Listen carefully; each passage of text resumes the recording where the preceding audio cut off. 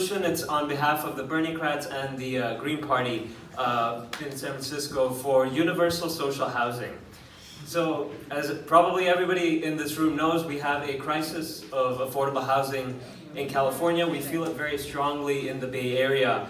And what it stems from is the fact that our private market has a guarantee for profit, but it doesn't have a guarantee for affordability. There's no right to shelter, it's not enshrined anywhere.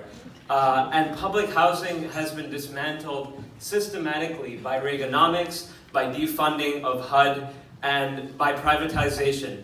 In San Francisco alone, all of our public housing has been privatized under an Obama-era program known as RAD, Rental Assistance Demonstration.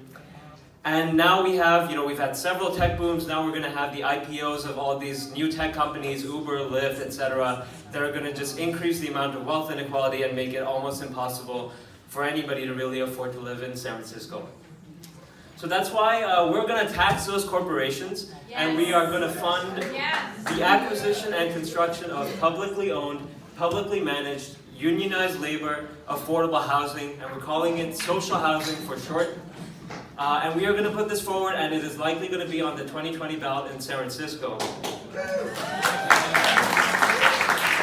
And we were really glad when we ran a campaign. We started to run a campaign in 2018. We suspended it early. We had the support then of Gail, of Robert Reich, of the Harvey Milk Democratic Club, the Green Party, and so we're bringing it over here to the California Progressive Alliance so that we can start to think about this not only in the Bay Area but across the state. The point I want to make is that we think very clearly about Social Security is a universal program. Medicare for All is a universal program. We can do the same thing with public housing. We can make it so that in individual cities they can figure out how many units they want for low-income, moderate-income folks. In San Francisco, we have a particular need for low and moderate-income and very low-income tenants. And the main parts of this proposal I wanted to highlight are there's a rent cap in the proposal that we put forward, a quarter of your income. That's what it used to be before the standard was raised to 30% of income for affordability. And it's not just housing. There are amenities nearby, childcare centers so you can drop off your kids. And we were talking earlier about the Green New Deal.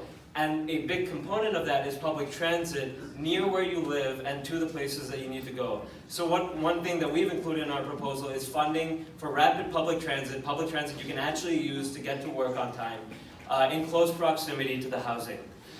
Another really important part of this proposal is the idea of tenants associations.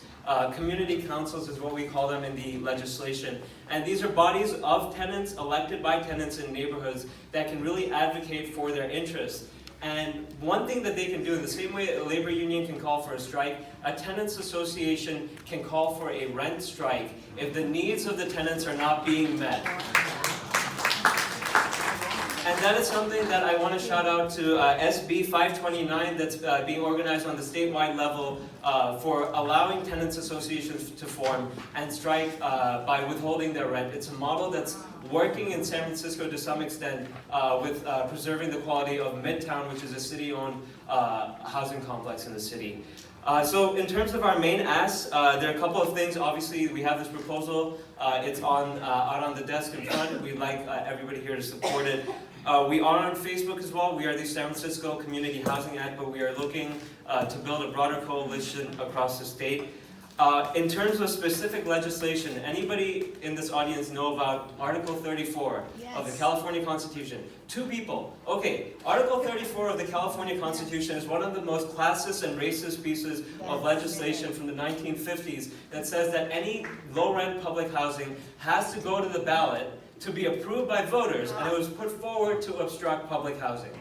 We need to get rid of that. There's a state constitutional amendment, SCA 1, that might be on the 2020 ballot. It's in the legislature. We need to repeal Article 34 so that we can create the public housing we need up and down the state. And that's it. Thank you.